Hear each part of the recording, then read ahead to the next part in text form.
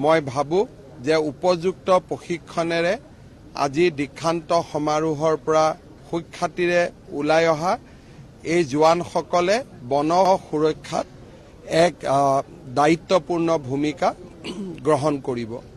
ইয়াৰ উপৰিও অহা বছৰ আমি চেষ্টা কৰিম আৰু 600 বন সুৰক্ষা বাহিনীক নিযুক্তি দিয়াৰ বাবে, যাতে নিৰন্তৰ প্ৰতি বছৰে যুৱ শক্তিৰ এই বন সুৰক্ষা বাহিনীত আগমন হৈ থাকে। মই যোৱা কেইদিনমান আগতে মই নিৰ্দেশ দিছোঁ যে আমাৰ ফৰেষ্ট বেটেলিয়ন দুটাত SCPSৰ সুবিধা পোৱা নাই। এইটো এটা নিয়মীয়া প্ৰক্ৰিয়া, অলপ ফাইলৰ কাম থাকে।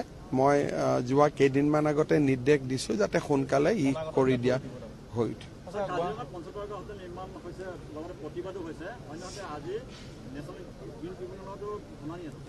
চাওক, কাজিৰঙাত পঞ্চতাৰকা হোটেলৰ প্ৰয়োজন আছে, নহ'লে কাজিৰঙাৰ পৰ্যটন উদ্যোগটো এটা লিমিটতকৈ আগবাঢ়ি নাযায়। কিন্তু বহুতৰ ভুল ধাৰণা হৈছে যে আমি কাজিৰঙাৰ ইক' চেনচিটিভ জোনত কৰিছোঁ বুলি। আমি য'ত হোটেলৰ জাগা ঠিক কৰিছোঁ কাজিৰঙাৰ পৰা 1 কিলোমিটাৰ, চেঞ্চুৰীৰ পৰা 1 কিলোমিটাৰ দূৰত। আৰু মই নাভাবোঁ যে সেইকাৰণে আমি বিশেষ কিবা আমাৰ আইনী অসুবিধাৰ আমি সন্মুখীন হ'ম। কিবা যদি থাকেও তাক আমি ঠিক ঠাক কৰি ল'ম। কিন্তু কাজিৰঙাত আমাক 2-3খন ভাল হোটেলৰ প্ৰয়োজন, নহ'লে লাক্সাৰী টুৰিষ্ট নাহে। আমাৰ ল'ৰা ছোৱালী যিবিলাকে নিবনুৱা যুৱক যুৱতী এই পৰ্যটন উদ্যোগৰ লগত জড়িত হৈ আছে, তেওঁলোক এটা পৰ্যায়ত ৰখি যাব। আৰু আমি ভাৰতৰ যিকোনো যদি পাৰ্কত যাওঁ, সকলো পাৰ্কৰ কাষতে এখন নহয় এখন 5-star হোটেল আছে।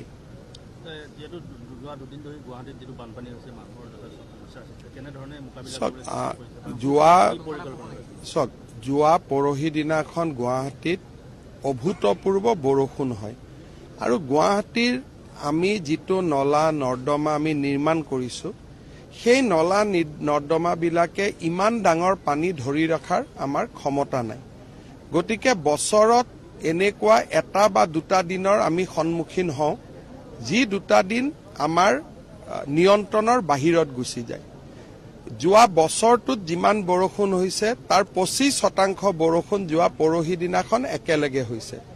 গতিকে আমাৰ নিয়ন্ত্ৰণৰ বাহিৰত, আৰু ইয়াক নিয়ন্ত্ৰণ কৰিবৰ কাৰণে আমি ইয়াতকৈ দুগুণ ডাঙৰ নলা নিৰ্মাণ কৰিব লাগিব, নৰ্দমা নিৰ্মাণ কৰিব লাগিব, মানুহৰ পৰা মাটি বাৰী লেণ্ড একুইজিশ্যন কৰিব লাগিব।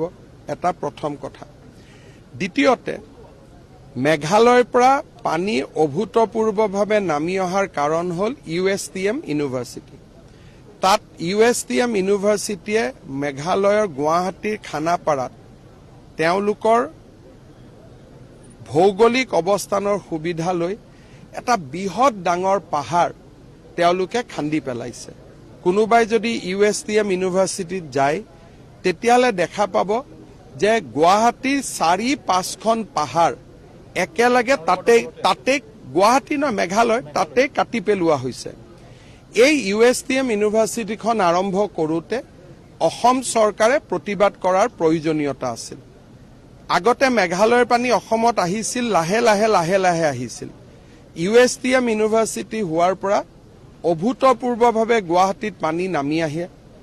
এই USTM ইউনিভাৰ্চিটিখন হোৱাৰ সময়ত অসম চৰকাৰে মেঘালয় চৰকাৰৰ লগত কথা পাতিব লাগিছিল যে অকণমান দূৰত তেওঁলোকক অনুমতি দিয়ক।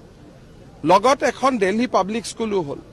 মেঘালয় গুৱাহাটীৰ ওচৰত থকা ভৌগোলিক অৱস্থানৰ সুবিধা লৈ গুৱাহাটীৰ মানুহে গৈ মেঘালয় চৰকাৰৰ অনুমতি লৈ তাৰ ওচৰ পাজৰৰ যিটো পাহাৰ, গোটেই পাহাৰবিলাক কাটি অনুষ্ঠান আৰম্ভ কৰিছে।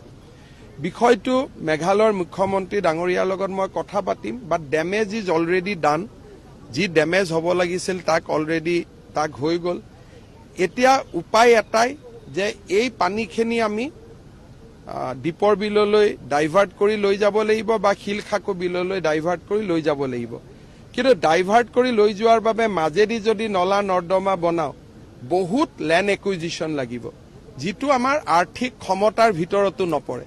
গতিকে ইয়াত আৱেগিক হোৱাৰ পৰিৱৰ্তে আমি প্ৰেক্টিকেলি কেনেকৈ এই সমস্যাবোৰ সমাধান কৰিব পাৰোঁ আমি চাম।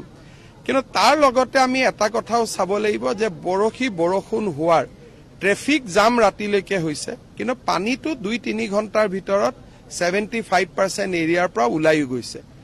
ইমান ডাঙৰ বৰষুণ হলে ধৰি ৰখাৰ ক্ষমতা গুৱাহাটীৰ দৰে স্মাৰ্ট চিটি এখনৰ নাই। ইয়াৰ কাৰণে আমি এটা নেক্সট লেভেলৰ স্মাৰ্ট চিটি বনাব লাগিব।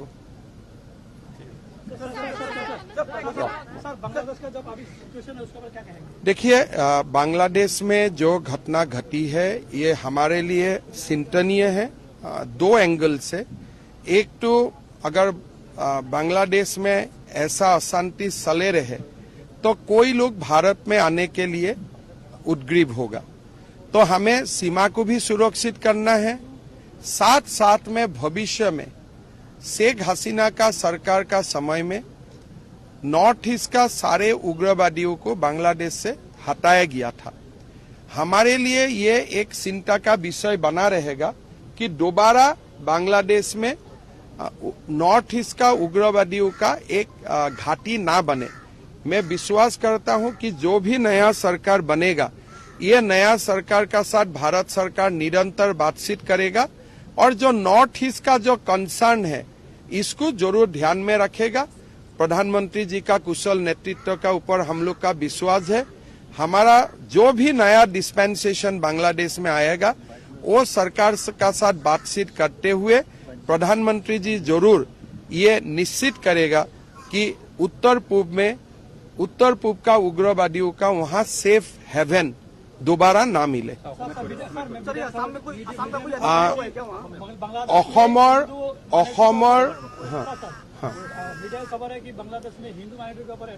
देखिए, मेरा चिंता यही है 2041 का असम कैसा होगा। आज जो बांग्लादेश में हम लोग 2041-45 में हम वो भी असम में भी वो देखने के लिए मिलूंगा। क्या वो बंगाल में भी वही होगा, क्या झारखंड में भी वही होगा? हमें उसका चिंता ज्यादा है। मैं लास्ट 3-4 डेज वही चिंता कर रहा हूं कि 2041 का असम कैसा होगा। आज जो मैं देख रहा हूं, जो बांग्लादेश में आप लोग घटना का बात बोल रहा है, ऐसा घटना हमारे धुबरी, ग्वालपारा, बरपेटा जिला में पहले हर दिन होते थे। तो ये हमारे लिए, बांग्लादेश के लिए भी चिंता का विषय है, भारत के लिए, सबसे ज्यादा पूर्व भारत के लिए चिंता का विषय है। इसलिए हर दिन हमारा डेमोग्राफी चेंज हो रहा है। कार्बी आंलং স্বায়ত্তশাসিত পৰিষদে ভিজিআৰ আৰু পিজিআৰ মাটিত তেওঁলোকে উচ্ছেদ কৰিব খুজিছে। উচ্চ ন্যায়ালয়ে স্থগিতাদেশ দিছে। মই ভাবো যে কাৰ্বি আংলং স্বায়ত্তশাসিত পৰিষদে সকলো ৰাইজৰ লগত কথা বতৰা পাতি ইয়াৰ এটা সমাধান কৰিব লাগে। অসম চৰকাৰ কাৰ্বি আংলং স্বায়ত্তশাসিত পৰিষদৰ লগত আছে আৰু আমি সকলোৱে মিলি প্ৰচেষ্টা কৰিব লাগে যাতে পাহাৰীয়া জিলাখনত শান্তি আৰু সমন্বয় অব্যাহত থাকে। বাংলাদেশত হোৱা ঘটনাই আমাৰ ৰাজ্যখনক নিশ্চিতভাৱে চিন্তিত কৰি তুলিছে। শেখ হাছিনা চৰকাৰ অহাৰ আগতে উত্তৰ পূৰ্বৰ আটাইকেইটা সেফ হেভেন বা এক নিৰাপদ শিবিৰ তেওঁলোক বাংলাদেশৰ ভূখণ্ডত আছিলে আৰু অসমত উগ্ৰপন্থী সমস্যা এক ভাবিব নোৱাৰা অৱস্থাত অৱতীৰ্ণ হৈছিল। বাংলাদেশত যোৱা 10-15 বছৰৰ এটা যি চৰকাৰী ব্যৱস্থা চলিছিল তাৰ ফলত উত্তৰ পূব সুৰক্ষিত হৈ আছিল। কিন্তু আজি বাংলাদেশৰ অস্থিৰতাই আমাক চিন্তিত কৰি তুলিছে। মই ভাবো প্ৰধানমন্ত্ৰী নৰেন্দ্ৰ মোদী ডাঙৰীয়াৰ কুশল নেতৃত্বত ভাৰতে বাংলাদেশৰ নৱনিৰ্মিত চৰকাৰৰ লগত কথা বতৰা পাতি উত্তৰ পূৰ্বৰ উগ্ৰবাদীসকলে কোনো কাৰণতে যাতে বাংলাদেশত নতুনকৈ আকৌ শিবিৰ পাতিব নোৱাৰে তাৰ বাবে প্ৰচেষ্টা চলাব। বাংলাদেশত ইস্কন মন্দিৰ, দুৰ্গা মন্দিৰ, হিন্দু লোকসকলৰ ওপৰত অত্যাচাৰৰ বাতৰি আমি ছ'চিয়েল মিডিয়াত দেখা পাইছোঁ। কিমান সঁচা কিমান মিছা তাক কোৱাটো আমাৰ বাবে উচিত নহয়, কাৰণ এই ক্ষেত্ৰত যিটো ৰাজহুৱা ষ্টেটমেণ্ট বা অফিচিয়েল ষ্টেটমেণ্ট भारत सरकारों वैदेशिक परिक्रमा विभागे দিব। बांग्लादेश में जो भी घटना हो रहा है, हुआ है, नहीं हुआ है, उनका आधिकारिक स्टेटमेंट भारत सरकार ही दे सकता है। किंतु मैं एटाई अनुभव करिछु जे এই ধৰণৰ যদি অসহিষ্ণু সঁচাকৈয়ে যদি ব্যক্তি আমাৰ অসমৰ ভূমিটো আছে, 2041-45 যেতিয়া অসমত হিন্দু সমাজ সংখ্যালঘুত পৰিণত হ'ব, তেতিয়া আমি কি ধৰণে পৰিৱেশৰ লগত মোকাবিলা কৰিম, এই চিন্তাই মোক যথেষ্ট আমনি কৰি আছে।